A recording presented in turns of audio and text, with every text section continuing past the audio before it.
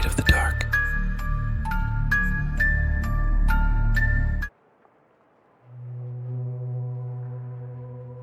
Believe it or not, I can hardly believe what happened myself.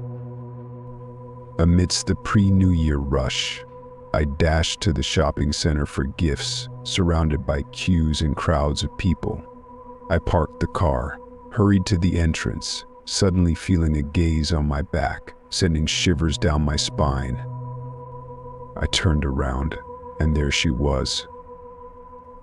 A tall, slender girl, legs spread apart, holding nothing in her hands, with long straight hair, a dress, stockings, high-heeled shoes, and a partially unbuttoned, beautiful fur coat barely above the knee, breathing quickly, staring without blinking, with a predatory cold gaze from beneath.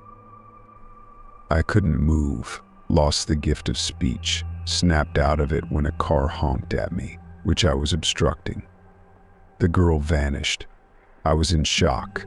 My legs were weak, and I made it to the coffee shop, trying to catch my breath. The same thing happened in the perfume store. I felt a gaze, turned around, and she was standing half a meter away from me. Unusually green eyes like a cat's, but with the look of a cornered beast ready to pounce. Beautiful cheekbones, bitten raw, staring without blinking, clenching her jaws. Beautiful. She suddenly turned her head to the right, and I instinctively followed. Then I was struck as if on the head. I regained consciousness lying on the floor, surrounded by a crowd. I had lost consciousness. I asked security to check the surveillance cameras since I allegedly lost my phone. Lord, there was no girl in the video. I was standing in the hall, staring into empty space. A cold sweat pierced through my body. My hair stood on end, my mouth went dry, and the ground slipped from under my feet. I decided not to get behind the wheel, called a taxi. When I got out of the elevator, there was a black cat sitting on the doormat near my apartment. I thought I was going to faint again, tried to shoo it away with my foot, but it was much more agile than me, twisted and darted into the apartment. Boldly, it ran into the bedroom and jumped onto the dresser. I closed the bedroom door and went to the kitchen to pour myself something stronger. Passing by the living room, I noticed that the large wooden mask, brought to me as a gift by my ex-girlfriend from vacation, lay cracked in half on the floor. I sit behind the closed door in the kitchen. All the lights are on in the apartment. I asked a friend to come over. When he arrived, I told him about the cat, showed him the mask, but decided not to tell him about the events in the store. We went to the bedroom to kick out the audacious animal, but it wasn't there. The cat had disappeared. We searched the entire apartment, absolutely every corner, as if it had never been there. Words cannot describe my fear. I, a 40-year-old man, went to spend the night at my mother's. I will only return to the apartment with a priest.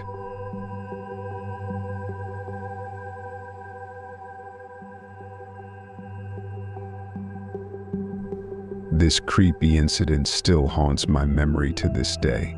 It happened about 6 years ago. At that time, my mother and I lived in another apartment closer to the city center. It had 2 rooms, mine and my mother's. The corridor was zigzag-shaped, so if you opened the door to my room, you could see the doors to the toilet and the kitchen. My mother's door faced mine and was to the right of the corridor. We used to turn on the light in the corridor so that at night, if we needed water or the toilet, we wouldn't fall in the dark. Finally, I had a strange habit of closing the door to my room. Whether it was day or night, the main thing was that it was closed.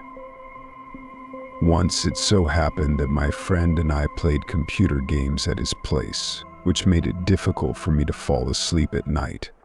The digital clock showed 11:59 p.m., and sleep still eluded me. The light was on its glow penetrated under my door. There was no lamp in my room. I wasn't afraid of the dark, so it was completely dark there. I lay there trying to sleep, but all in vain. I would have been better off falling asleep 30 times then. Otherwise, I wouldn't have survived the horror that happened next. It was 0:05 on the clock and I still couldn't sleep. Then, through the darkness and silence, I heard a faint rustle behind the door. I froze, staring at the ceiling. I decided to look at the gap under the door because if someone was there, their silhouette would be visible in the night light. Looking closely, I saw a barely noticeable shadow swaying back and forth. I remembered that my mother used to have bouts of sleepwalking in childhood, as if she wandered around the house looking for odds and ends. And this was without any mysticism. She herself told me about it. This thought eased my mind a little, but there were facts contradicting the sleepwalking theory. Firstly, it was in childhood. Secondly, if it was my mother, I would have heard the creak of the floorboards under her feet in her room. And here, the rustle was heard almost by my door without any creaking. So it definitely wasn't my mother, and we hadn't had any pets at home until we moved. I didn't make up the shadow and the rustles, they were real. It wasn't just my imagination. Moreover, before that night, I didn't believe in any supernatural nonsense. I lay there and watched the silhouette for a couple of minutes before it disappeared towards the kitchen and went out of sight. And although it was still terrifying at that moment, I still got up to make sure there was no one there. I opened the door and looked around, but there was no one anywhere. I calmed down and crawled back under the covers. Just as I was about to finally fall asleep, the rustling started again. But this time, there was no shadow under the door. And then I made my dumbest move in anger. I went and opened the door because I was fed up with this crap. Later, I regretted it 100 times and still regret it to this day. In the light of the lamp, in the middle of the corridor, stood a woman, or even a girl. She was dressed in a long white dress, or a sundress, I didn't remember exactly. Her hair was very light and long, almost to her knees. I couldn't see her face, but I saw the green gleam of her eyes like a cat's. What scared me the most were her long claws on her hands, each the size of a matchstick. She stood there, staring at me with her green eyes. Then she tilted her head slightly to the left, as if seeing a person for the first time. I don't know if she was a figment of my imagination or not. I just quickly closed the door and dove under the covers like a little kid. In a fit of horror, I didn't even notice when I fell asleep. In the morning, I got up and, remembering the events of the previous night, looked at the door. It was open. My mother was still asleep at that time, so she couldn't have opened it. On the doorknob and the door jamb, I noticed small scratches, as if someone had clawed at this spot. I already suspected who it was. And in the corridor and at the threshold of my room, there were wet patches on the floor, and I had the thought that she had come to me with wet feet and spent the whole night studying me with her gaze and left at dawn. The thought of this still gives me goosebumps.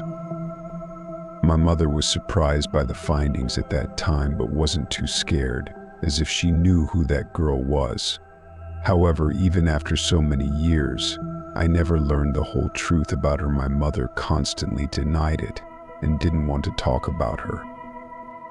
After moving, for some reason I was glad to be in a new place. I don't know, maybe the events of that night had such an impact on me. Many years later, I almost stopped thinking about that girl. I got a job, managed to move to a separate apartment, and even started dating a young girl. In general, life was getting better. Until yesterday morning when I discovered scratches on the door to my room.